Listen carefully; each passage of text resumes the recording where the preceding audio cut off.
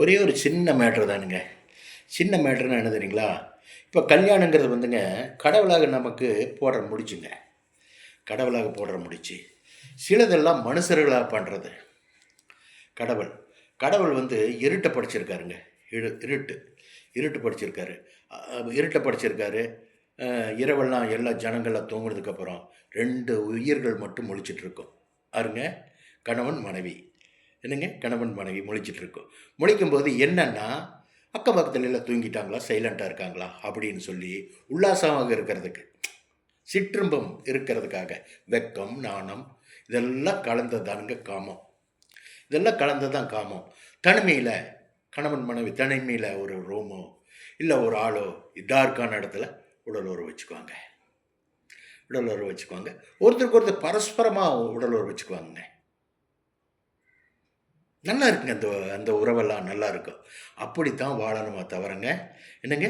வேலைக்கு போற இடத்துல நம்ம ஏதாவது கணவனுக்கு தெரியாம தப்பு பண்றது, மனைவிக்கு தெரியாம இவரு போய் தப்பு பண்றது, அதெல்லாம் வந்து வீட்டினுடைய சந்தோஷத்துக்கு எடுத்து போடுங்க. நிம்மதிக்கு எடுத்து போடும். உங்க வாழ்க்கையை வந்து ஒரு கேள்விக்குறியாயிருங்க. எந்த சூழ்நிலையிலும் நீங்க தலையே தூக்க முடியாதுங்க. நாய் மாத்திரம் சாப்பிடுவீங்களே தவிர, நாய் மாத்திரம் தான் உங்க வாழ்க்கையை ஓடிட்டு இருக்குமா தவிர, என்னங்க? நீங்க ஓடி வந்து கழுத்த வந்து கட்டி பிடிச்சு கணவனுடைய கன்னத்துல முத்தம் கொடுக்க முடியாது. அதே மாரி ஓடி வந்து நீங்க இப்போ ஒய்ஃப கட்டி அணைச்சு இந்த கன்னத்துல முத்தம் கொடுக்க முடியாது. இறைவன் விடமாட்டார். அங்கேருந்து வரவங்க அங்க மூஞ்சியெல்லாம் காஞ்சு கருவழிஞ்சு ஒரு குற்ற உணர்ச்சியோட தான் நீங்க வீட்டுக்கு வருவீங்க. இந்த ஒரு தப்பு. அப்படி மனைவிக்கு தெரியாத தப்பு தான் நீங்க பண்ணியிருக்கீங்க. என்னங்க? நீங்க கணவனுக்கு தெரியாத தப்பு தான் பண்ணியிருக்கிறீங்க. அப்படி இருக்கும்போது, உங்க முகம் வந்து அப்படி மாறிரும்னு சொல்ல வர்றேன். நல்ல ஒரு பிரைட்டான சிரிப்பு நீங்க சிரிக்க முடியாது. கணவன் மூஞ்சி பார்த்து நீங்க நல்ல பிரைட்டா சிரிச்சுட்டு பேசவே முடியாது.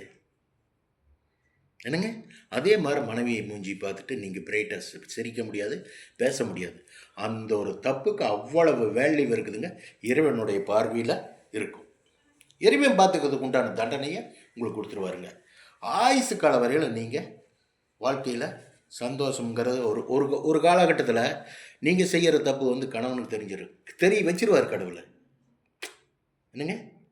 பெண்மணி செய்யற விஷயத்த வந்து கணவருக்கு தெரிய வச்சுருவாரு. கணவருக்கு தெரிஞ்சதுக்கு அப்புறம் ஒருத்தர் மட்டும் சுத்தமா இருந்தாருன்னு வச்சுங்களேன், இப்ப மனைவி தப்பு பண்ணுது. ஆடவன் எந்த விதமான சுத்தமா இருந்துட்டு குடும்பத்த பார்த்துட்டு இருக்கிறவ, அந்த மனைவி வந்து அவரு கட்டமறை வரையிலும் அவர்கிட்ட நல்ல ஒரு அன்ப எதிர்பார்க்கவே முடியாதுங்க. அவருக்கு எப்பவுமே இந்த மனசுக்குள்ள உறுத்திட்டே இருக்குங்க. இப்படியா இருக்கணுங்க பெண்மணிங்க. அ சுத்தமா இருந்தா நல்லா வாழலாங்க. கரெக்ட்டா இருக்கணும். நாங்க போகும் பாதை வந்து நல்ல பாதையில நடக்கணுங்கன்னு சொல்ல வர்றேன். சரிங்களா? குறுக்க வழின்னு சொல்லிட்டு இப்படி போதவே கூடாதுங்க. குறுக்கு வழின்னு இப்படி புகுந்து போனால் என்னங்க? அது பெரிய டிராபேக் ஆகி போயிரும். வச்சுட்டுங்களா? பாய்ங்க. ஓகே.